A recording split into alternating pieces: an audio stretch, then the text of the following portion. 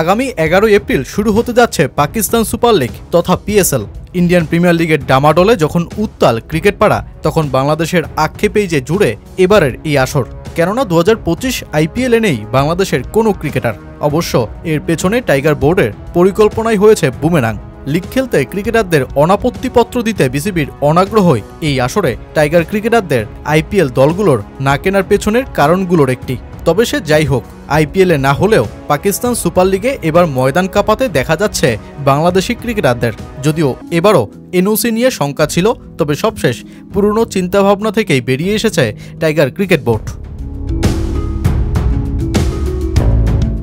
Franchise cricket বর্তমান আধুনিক যুগে ক্রিকেট বদলে দেওয়ার এই দেশভিত্তিক লড়াই এখন ক্রিকেটারদের আগ্রহের কেন্দ্রে। শুধু অর্থই না, খেলোয়াড়দের বিশ্বমানের রূপে তৈরি করে তুলতেও যে লিগগুলোর অবদান অনেক। আর যার পোক্ত উদাহরণই হতে পারে দল হিসেবে আফগানিস্তান। তবে সারা বিশ্বে আফগান ক্রিকেটারদের পর্যন্ত বিশাল কদর থাকলেও বাংলাদেশি ক্রিকেটারদের নিয়ে কম আগ্রহই দেখায় লিগগুলো। যাও আগে সাকিব, মোস্তাফিজ, লিটনদের আইপিএলের মঞ্চে দেখা গিয়েছিল, এবার সেটাও হচ্ছে না। তবে আফসোসের কারণ নেই, বাংলাদেশের 3 ক্রিকেটার লিটন দাস, রিশাদ হোসেন ও নাহিদ রানা যে ফিরছেন পাকিস্তান সুপার লিগে।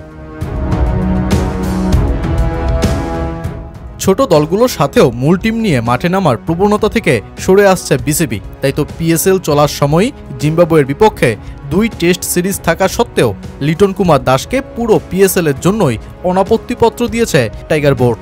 রিশাদ হোসেন এখনও টেস্ট টিমে সুযোগ না পাওয়ায় তাকে এমনিতেই গোটা আসরের জন্যই ছাড়পত্র দিত বিসিবি। তবে টাইগার পেস ইউনিটের তুরুপের তাস নাহিদ রানার খেলা হচ্ছে না গোটা আসরে। তাকে জিম্বাবুয়ের বিপক্ষে প্রথম টেস্ট শেষে পিএসএলে যাওয়ার অনুমতি দিয়েছে বিসিবি।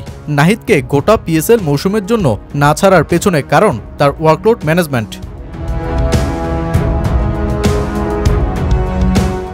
আগামী 11 এপ্রিল থেকে শুরু হতে চলা আসরে লিটন কুমার দাস খেলবেন করাচি কিংসে, যেই দলের অধিনায়ক ঘোষণা করা হয়েছে ডেভিড ওয়ার্নারকে।